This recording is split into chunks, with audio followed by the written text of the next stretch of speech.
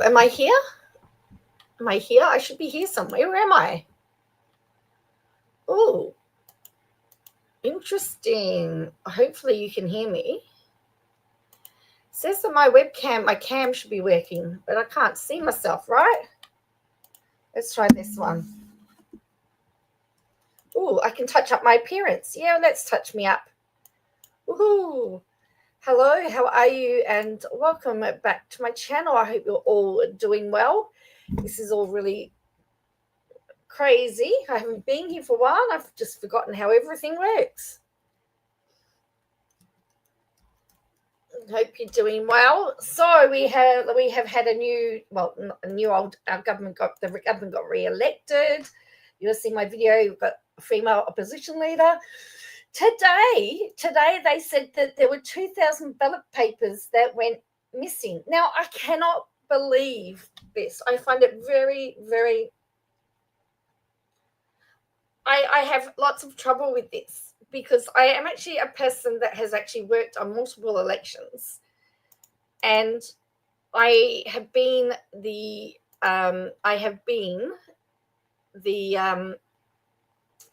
manager of a polling place, and I have been there when you return your items, where every single dot, everything has to be checked off. Now, obviously, someone hasn't done their job properly, because every time I have been and I have worked, they don't let you go until you have had every single thing accounted for. And you could be there till 1 or 2 o'clock in the morning, and they won't let you go till it's till everything's accounted for. So I don't know, Harrison, you can't join at the moment. So yeah, I just find it very, very bizarre that ballot papers could actually disappear.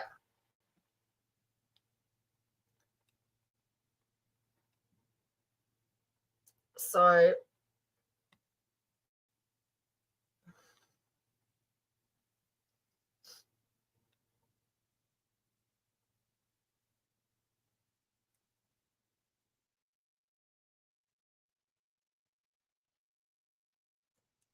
yeah, so it's all been very interesting as to what's going on in Australia, particularly with our election. I must say, I did watch Friendly Geordie's video on his video on Susan Lay's appointment as opposition leader. It was quite funny. Now, Fridays are going to be an interesting day because decision expected. So I did a video about Ben Roberts-Smith, and he was asking whether he could overturn his bid. His retrial, to see if he could retrial.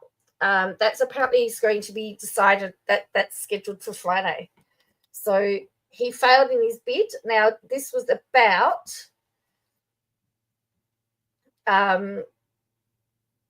so the appeal took place in February. Live streaming solution. And they were expecting, they've been waiting for a decision. It's taken a year for the decision. Hello, Plan to Create. I've just put an order in for you too, because I actually got my daughter went to Japan. She's come back from Japan, and she brought me back a new, I'll see if I can turn off this background just for a minute. I'll turn it off for a moment. She brought me back a new Hobonichi cousin. She said to me, Mum, if I could get you anything from Japan, what would it be? And I said, a Hobonichi cousin. And it's an April to March. So I got a new Hobonichi cousin. I haven't seen anything about that. I've been trying to find information on that. But look, I guess the old saying is, the longer it's taking, the more controversial that it's going to be. I mean,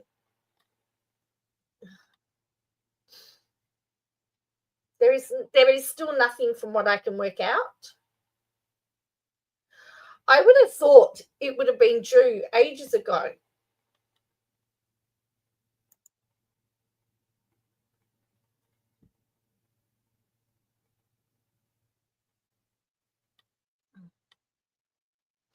Yeah, I did know that too. I did know that plan to create. Yeah, I did that deliberately. Yeah, I did do that deliberately. So yeah. So there was a video recording.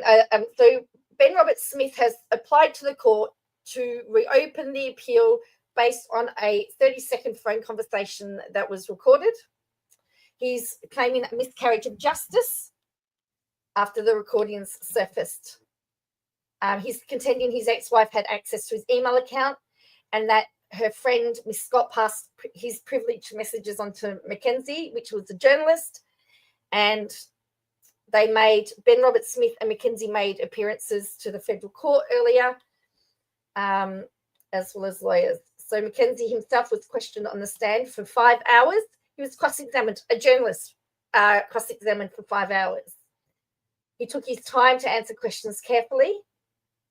And because he had to, it's interesting, it says that he had to face Ben Roberts-Smith in the court as he was answering the questions.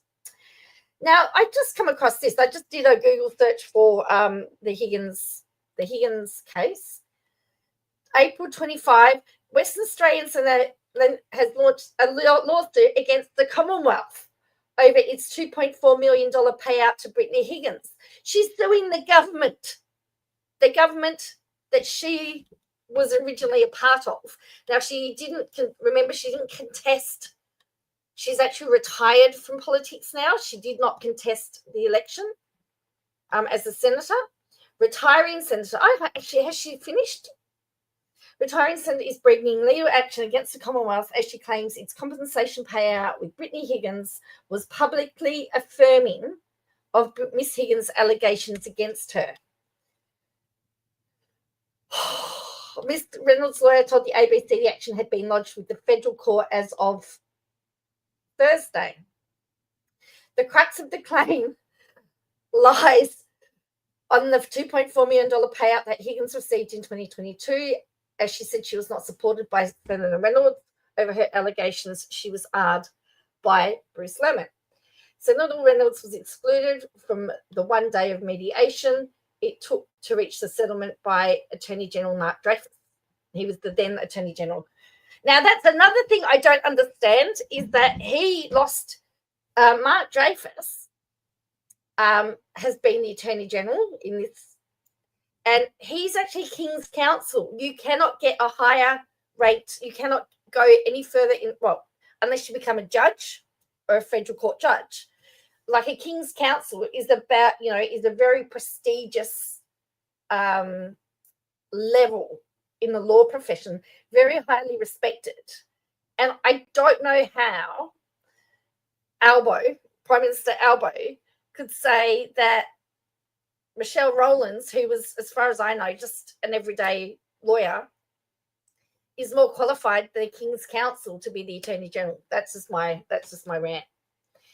Anyway, by providing settlement, the former Defence Minister said she views the move as a message that the Commonwealth supported Ms. Higgins' claims and breached its duty of care to act in the best interest. Now, my understanding is that there had been a workplace incident.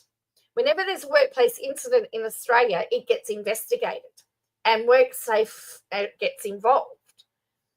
My understanding was that some of that was to do with the fact that the government thought it was easier to give her a payment than was to settle than to go through everything of having the complete and utter,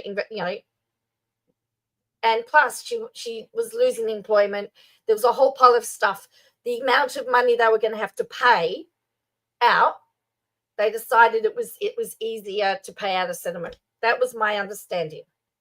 But Senator Reynolds said the Commonwealth and its lawyers had been hopelessly conflicted in a statement. It's a message to the nation that those allegations were true, so damning, so abhorrent that the government was prepared to pay her $2.445 million only after a single instance of mediation, she said. She alleges that by doing so, the Commonwealth breached its judicial duty. A legal document outlining the compensation deals that the Commonwealth did not admit liability when it paid Ms. Higgins $2.44 million. It says, without any admission of liability, the parties have agreed to resolve all claims by Ms. Higgins against the beneficiaries relating to the circumstances on the terms set out in this deed. And note, Ms. Higgins does not intend to make a claim for compensation. See, they've made a settlement so that she doesn't make claims for compensation. So the law firm, HWL Ebsworth, who acted for the Commonwealth, is also being sued.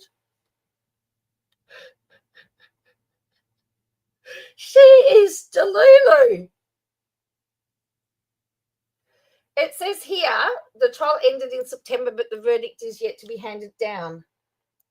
Who is Delulu? Oh. Hopefully that becomes a public interest case, because I'm wanting to see how this one goes. Here we go. Reynolds versus Commonwealth of Australia. Here it is.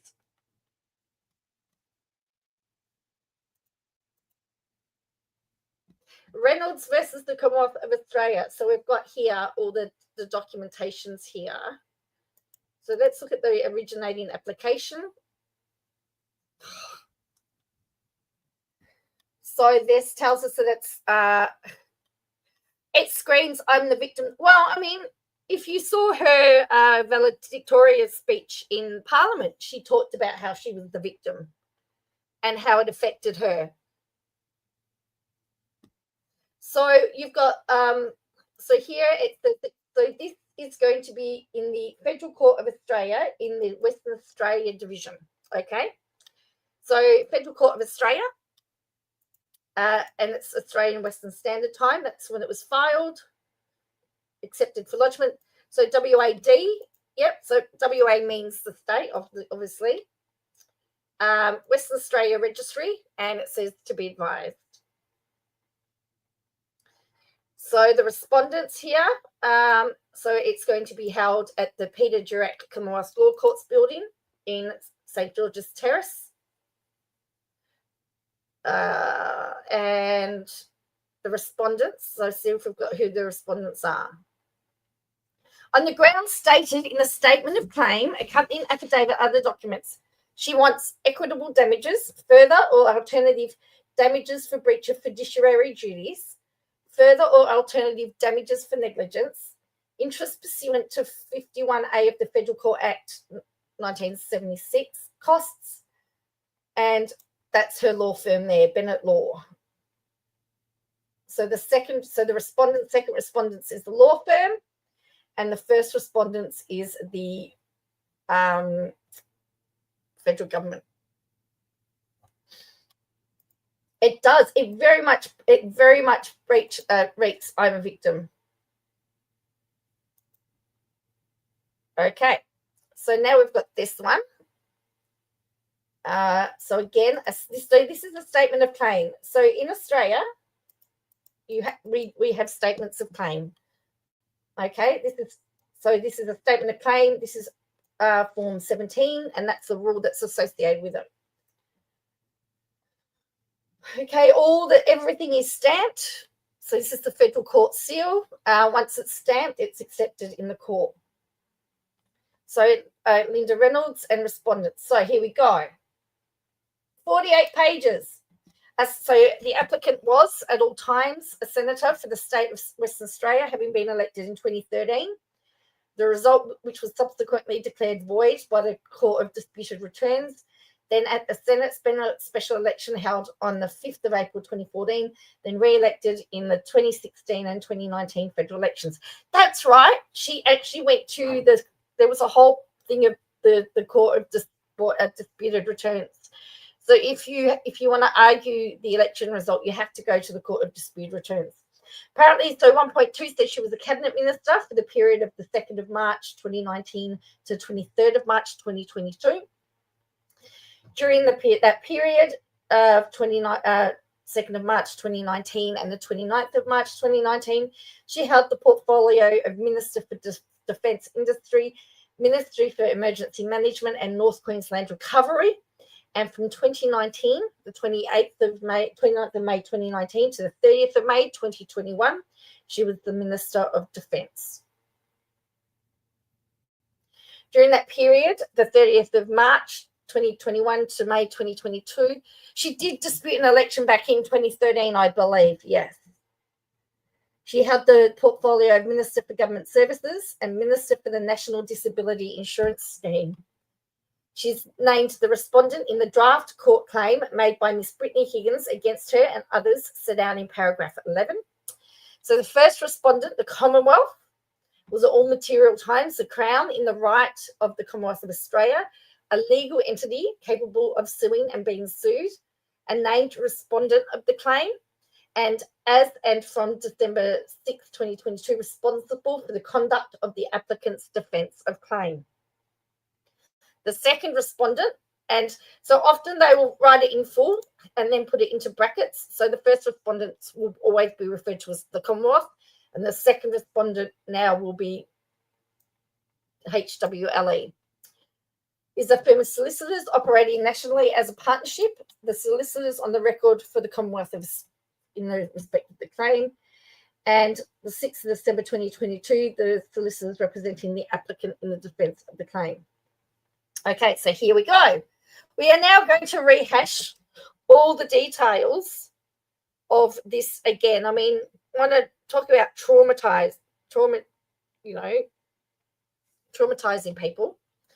In the early hours of the 23rd of March 2019, being the period during the applicant was Minister for Defence, an incident occurred in the applicant's ministerial suite in Parliament House between two of the applicant's staffers, Mr. Bruce Lerman and Miss Higgins. So Mr. Lerman is going to be called Mr. Lerman, and Miss Higgins is referred to as incident. On the 17th of August 2021, Mr. Lerman was charged with one count of engaging in sexual intercourse with Miss Higgins without her consent, contrary to the Section 54(1) of the Crimes Act 1900 ACT. In October 2022, he was tried in the Supreme Court of the Australian Capital Territory before a jury in R versus Lerman, SDC, that's the case number. Ultimately, the jury was discharged by reason of jury misconduct, and the ACT Director of Public Prosecutions announced on the 2nd of December that he did not intend to proceed with the prosecution by reason of the ill health of the complainant, Ms. Higgins. On the 21st of December 2021, the applicant was notified that Ms. Higgins intended to bring various claims against her and others arising from the incident and was invited to engage in discussions to resolve those claims without the need to litigate. And this is what mediation is about, people. It's coming up with a way to resolve a situation without having to go to court, and they probably saved millions of dollars too. The applicant was notified by letter of Noor Bloomer dated 21st December 2021 that Ms. Higgins' claims included, but were not limited to, contraventions of the Sex Discrimination Act 1984 with respect to sex discrimination, sexual harassment and victimisation. The Commonwealth is also vicariously liable for the unlawful conduct of its employees and agents who engaged in the contraventions or by permitting the conduct to occur. Contraventions of the Fair Work Act 2009, contraventions of the Privacy Act 1988, contraventions of the Workhouse and Safety Act 2011 Commonwealth, a claim under the Safety Rehabilitation and Compensations Act 1988 Commonwealth, and common law claims in negligence. On or around the 2nd of March 2022, the applicant instructed Clayton Yultz to act on her behalf in respect to the foreshadowed claims. On the 23rd of March 2022, the limitation period for Ms. Higgins to commence proceedings in respect of the foreshadowed claims expired. On or around the 24th of March 2022, applicant agreed to the extent of limitation period for Ms. Higgins to bring proceedings on the basis that such proceedings were filed in court by the 30th of June 2022. Email from Ashley Chikalis to Nora Bluma, dated the 24th of March 2022. On the 29th of March 2022, the applicant received a copy of the draft proceedings naming her as the respondent. The claim comprised a draft statement particularising the claim with annexures, particulars of liability, report of Dr. Clavijo, treating psychiatrist, dated the 5th of January 2022, but received the 9th of January 2022. Canberra Crisis Centre clinical notes, Oka Health Medical Centre clinical notes, her time clinical notes, forensic accountant's report dated the 15th of March 2022. The particulars of liability contained allegations against Senator Reynolds that were untrue as pleaded in paragraph 28 below and set in Annexure A here too. So it means that on the 8th of June 2022, the applicant was notified that the mediation had been scheduled for the 16th of August 2022. Email to Nura Bluma, to Ashley Chikolis and Christine Miller, a solicitor for Senator Cash, dated the 8th of June 2022. So on the 28th of June 2022, the law firm acting on behalf of the Commonwealth wrote to Dr. Chikolis confirming inter alia. We refer to the above matter in your act for Senator Reynolds.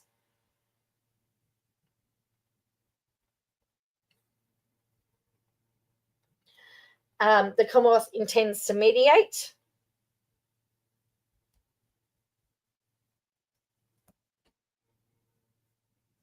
So just so that you know, this inter alia, right, means among other things. All right. So rather than saying among other things, they write inter alia. Okay. The Commonwealth intends to mediate with Ms. Higgins to resolve her claims against the Commonwealth. The Commonwealth intends to cooperate with Senator Reynolds in relation to the claims as they relate to her. There may be circumstances in which it is necessary to share information about the claims with Senator Reynolds in order to assist the Commonwealth to prepare for mediation and vice versa. There are limits to the Commonwealth's capacity to provide assistance to Senator Reynolds. Relatively, the Commonwealth may only act on its own behalf and not, for example, on behalf of Senator Reynolds. So, interesting. So they are actually saying that the Commonwealth is only interested in their own, at the end of the day, the Commonwealth is only going to be interested in their own interests, not necessarily what's in her best interests. All right. That's an interesting fact to note. This is the basis for which the Commonwealth will conduct itself in relation to the claims and at mediation. The Commonwealth cannot provide legal advice to Senator Reynolds. In relation to any proposed settlement, the Commonwealth may not consider appropriate to insist on terms that appropriately meet the interests of Senator Reynolds, but not also in the interests of the Commonwealth. Consult with Senator Reynolds in relation to any proposed terms of settlement in advance of those being agreed to with Ms. Higgins. Hang on a minute. Her own statement of claim is saying that the Commonwealth actually said that they may not consult with her, and yet that's what she's suing them for, right? Disclose any full terms of settlement reached with Ms. Higgins. For example, disclosure may not be appropriate when terms of the settlement do not relate to all respondents. However, the Commonwealth will endeavour to inform you of the scope of settlement as it relates to Senator Reynolds so that you may understand and advise your client in relation of how settlement may impact her legal position. By the terms of the 28th of June 2022 letter, the Commonwealth acknowledged and accepted that the Commonwealth acted for itself and not the applicant, that Clayton Utz acted for the applicant, that the Commonwealth intended to mediate to resolve claims against it, that it would share information with the applicant insofar as claims concerned her, but that in any settlement it may not assist on terms that meet the interests of the applicant if those terms are not also in the interests of the Commonwealth. On the 25th of June 2022, Clayton Utz put HWLE on notice of the applicant's intentions to personally attend and participate in any mediation.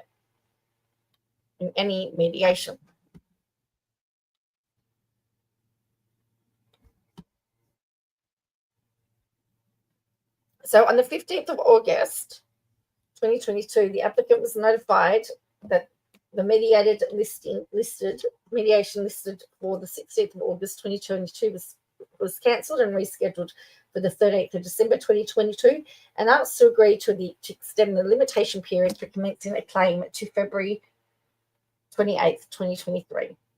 So then there's the particulars that the applicant agreed to the extension of the period. Then it's going back through all the another email on various occasions between 28th of September 2022 and the 2nd of December 2022. The applicant was asked to further extend the limitation period, but she declined to do so. And then there are the emails that they're submitting as evidence. On the 6th of December 2022, the applicant received a letter from the HWLE on behalf of the Commonwealth, notifying her that her application for legal assistance under Section 85 of the Parliamentary Business Resources Regulations to defend her claim against Ms. Higgins was approved, but that the approval was subject to inter alia, among other things. The Commonwealth exercising its discretion to take over the conduct of her defence of the claim, and a requirement that she not attend mediation. So she wanted taxpayers to fund legal assistance, and so they said yes. If we're going to cover it, then you're not to attend mediation, and we may take over it.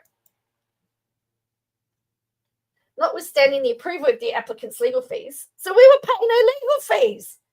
The practical effect of the 6th of December letter was that the Commonwealth assumed conduct of the applicant's defence and denied the applicant the right to retain her own legal representation. In circumstances where it had previously stated in the 28th of June letter that it could not provide her with legal advice, and it may not be appropriate to share legal advice it has obtained in relation to the Commonwealth's liability in relation to the matter, insist on terms that appropriately meet the interests of Senator Reynolds, but not also the interests of the Commonwealth.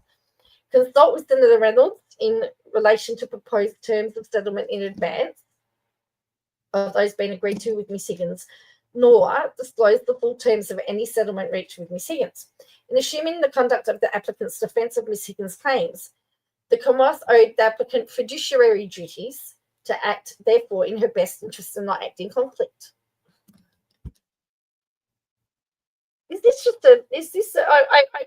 I'm feeling like this is a bit of a fishing trip here.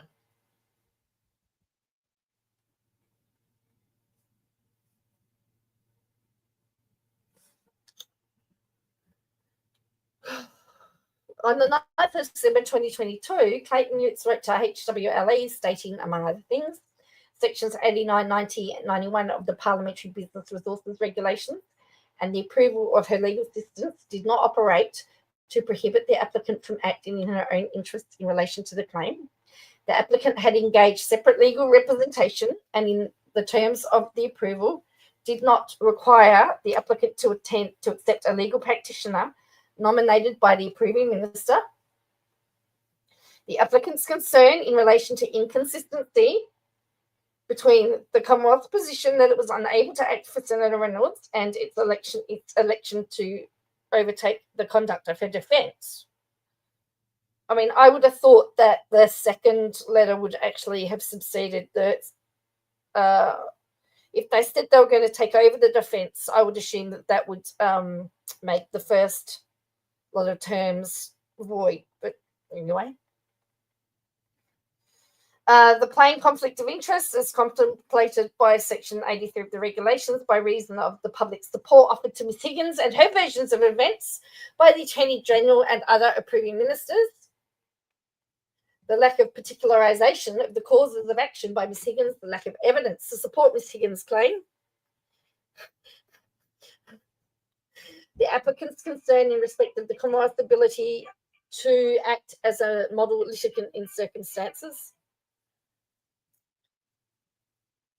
So another letter dated 9th of December.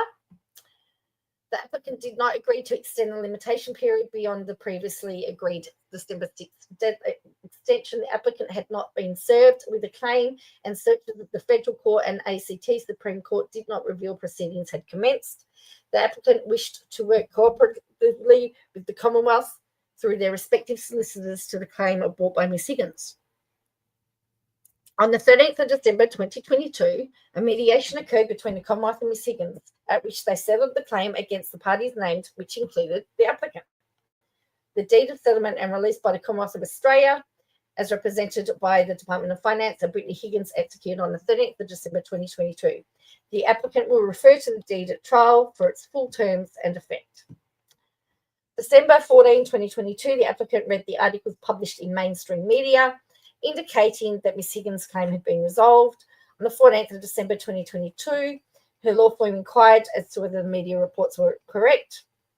On the 16th of December, HWLE wrote to Clayton Utz, stating, among other things, at the mediation held on the 13th of December, the Commonwealth and Ms. Higgins settled the claims. At request of Ms. Higgins, the party agreed that the terms of the settlement are and were confidential. The parties agreed to a release which operated to release Senator Reynolds from all claims made by Ms. Higgins against Senator Reynolds, and for which she had the approval of assistance under Section 85 of the PBR regulations. The release does not cover any claim for which is not possible as a matter of law to provide a release, any actions that do not relate to the performance or non-performance of Senator Reynolds' ministerial duties, as legal assistance under PBR regulations is not available to Senator Reynolds for such actions, and fines or penalties as Senator Reynolds' approval under the PBR regulations dated March 22, 2022 did not cover such matters. On the 7th of February 2023, Mr. Bruce Lerman, one of the staffers involved in the incident, commenced defamation proceedings against Network 10 Proprietary Limited and Miss Lisa Wilkinson in respect of a televised interview with Miss Higgins regarding the incident and its management by the applicant. Defamation proceedings. The trial of the defamation proceedings commenced on 23rd of November 2023, with final submissions being lodged on the 9th of April 2024. On the 15th of April 2024, the presiding judge, His Honour Justice Lee, made decisions following findings in respect of Ms. Higgins' claim that and so they've put at 240, and that's in brackets. That's where if you were to pull up the judgment, you would go to paragraph 240 of his reasons for decision in Lerman versus Network 10, emphasis added. So paragraph 240 is evidence several things being alleged in the deed of settlement between Ms. Higgins and the Commonwealth were untrue. As my foundings below will establish, and without seeking it to be exhaustive, it is convenient to identify sufficient examples by reference to the particulars of liability attachment 2, event complained about, A2 as follows. And so this is a bit of the judgment here. So they're saying that he's saying that several things alleged were untrue. And so she's saying they've put in the emphasis in the deed of settlement. So I don't know. And so that's from the judgment. That's his statement of offence. So then it talks about Miss Brown made it that it was of electing to go to West Australia to assist Senator Reynolds' election campaign, that Ms. Higgins felt she had no choice but to abandon pursuit of the complaint of the SA, the AFP. That meant that Mr. Reynolds did not engage with Higgins at all during the election campaign. She avoided Ms. Higgins and made it clear that she did not want the claimant attending events with her. So now, here is now where she's saying that they've breached fiduciary duties.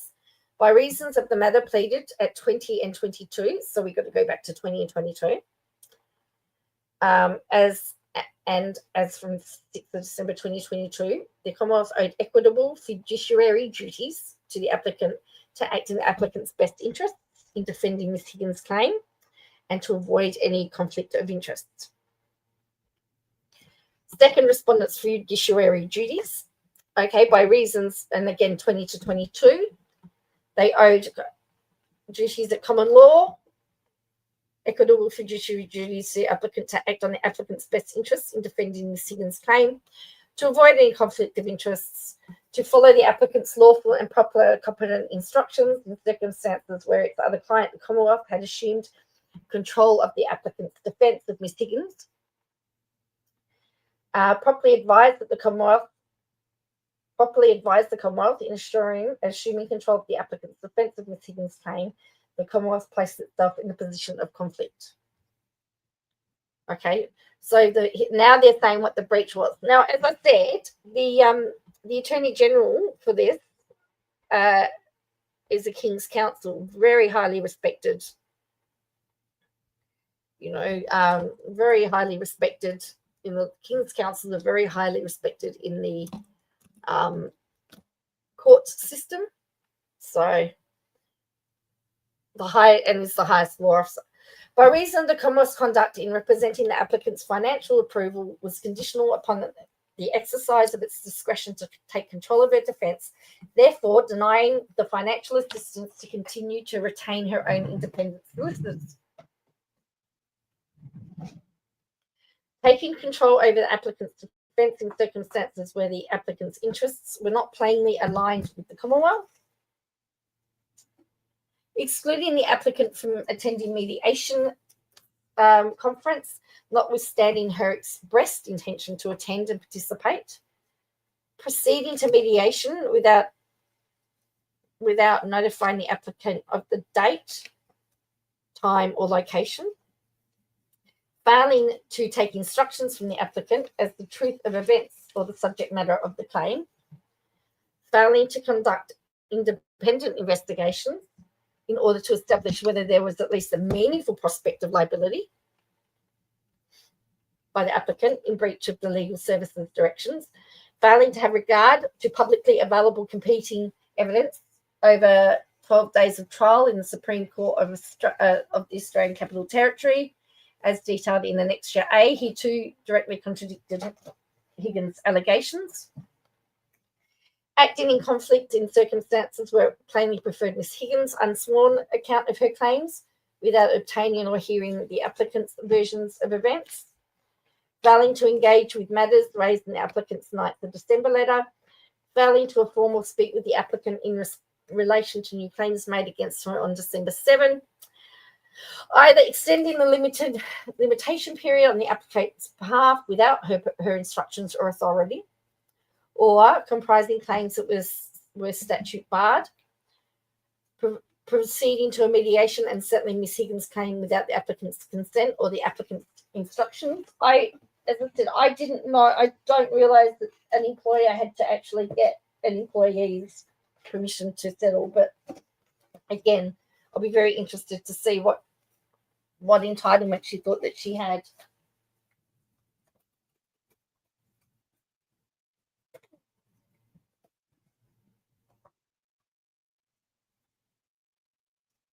Settling Ms. Higgins' claim against the applicant, which had the effect of publicly affirming Ms. Higgins' allegations against the applicant. Failing to provide the applicant with a copy of settlement deed with Ms. Higgins.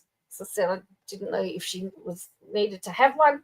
Misrepresenting to the applicant the true extent of the releases and indemnities upon the settlement.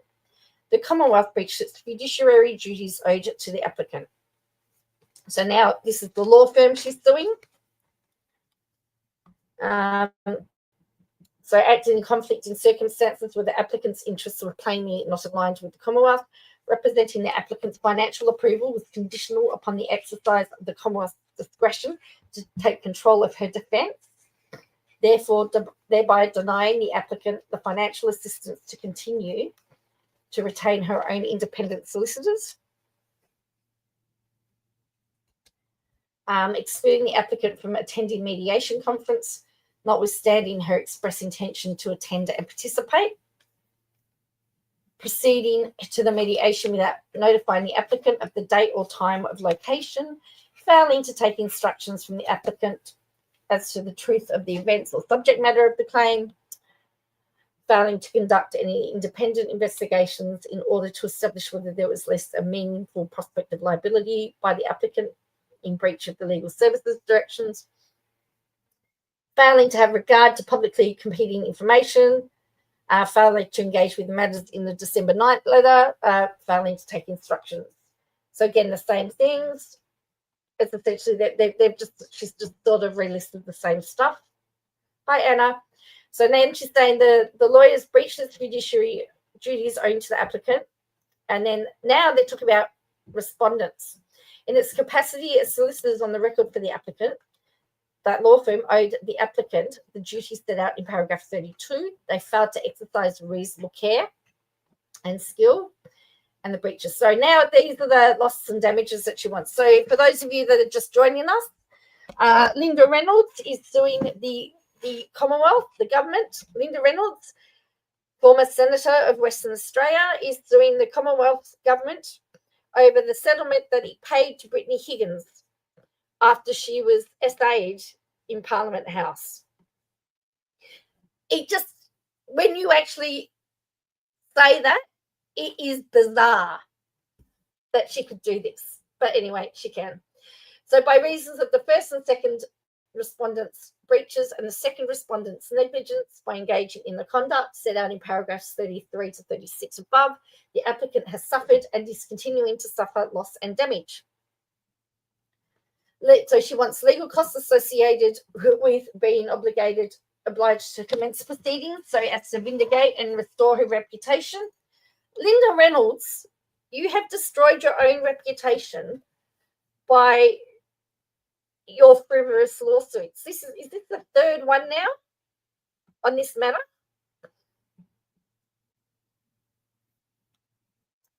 So she's wanting to restore her reputation. Okay, I think it might be a little bit beyond repair, in my opinion. But anyway, which would not have occurred but for the first and second respondents' breaches and the second respondents' negligence in comprising of the claim in the circumstances set out above. Further particulars of legal costs incurred to date vindicating the applicant's reputation will be provided prior to trial. And the applicant wants equitable damages, further or alternative damages for breach of fiduciary duties, further or alternate damages for negligence, interest, costs, blah, blah, blah, blah, blah. So this is now Annexure A. So this was extracted particular liabilities. So this is contrary evidence criminal trial. So this is their, this is what they've said, and then this is where they've done a comparison about what Higgins said, what the contrary evidence of the criminal trial had indicated. Now remember that there was no outcome in the criminal trial, so a lot of that evidence was not tested. I mean, that could be a defense. That could be a defense for the Commonwealth, is that it was untested. It was put into trial, but because there was no jury, it never actually went to. Because of the juror misconduct, the trial was aborted. So therefore, is it tested evidence? If the jury had come back and said we agree with Higgins' statements, Higgins' verdict of Higgins' version, then it would have been on the court that her version of facts were correct. So the other thing is that this needs to have a lawyer's signature, that it is so it says filed on behalf of the applicant. The factual and legal matter available to me at present provides a proper basis for each allegation. So they have to actually sign that they have enough information to stand by that. So that's the first one. All right. So that is our first document. That's pretty long. So that's where we are there. So now they have, what you have to do is you actually have to show that you've taken genuine steps for an outcome.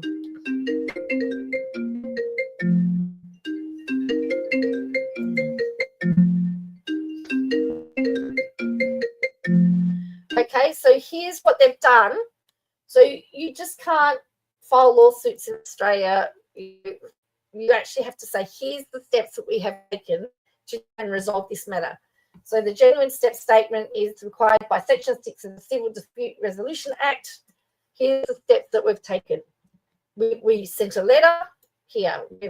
Letter, email, letter, email, letter. So, and the dates and times. And probably copies of those will be used in evidence. The following steps have been taken. So again, that. So a telephone conversation. So the AGS here, AGS is the Australian Government Solicitor. Okay. So they have gone and said, we have tried to resolve this. Here's the steps that we've taken to resolve this. So then we've got first responder.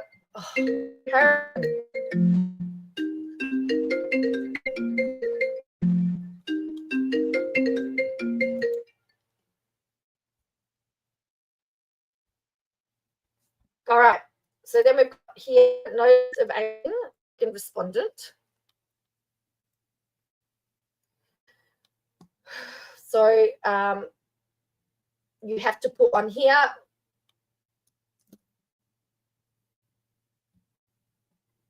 Hello, Harrison. I'm busy. I can't answer your call. So it says here that the law firm have named the people that they represent them in court with the address for the service. Okay, so they're pulling in somebody from Sydney that's going to do it. Okay. So from this Alexander Haslam from Gilchrist Connell is the person that's going to represent that law firm. Okay, and the first respondent here.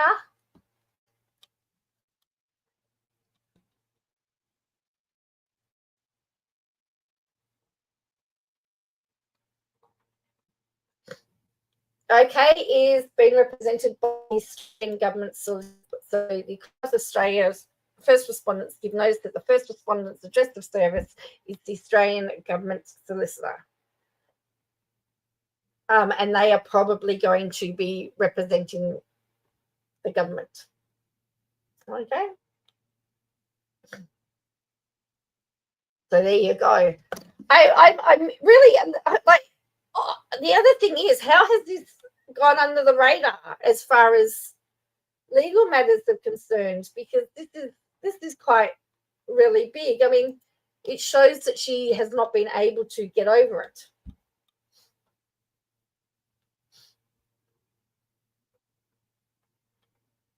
So anyway, yeah. So that's where we are with those matters. Yeah. So.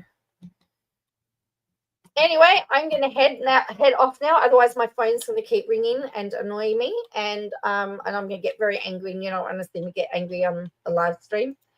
So I'll keep you up to date with the Reynolds case. This is a big, it's getting more and more bizarre. Anyway, make sure you hit like and subscribe, and I'll catch you next time, hopefully with less disturbances. Bye for now.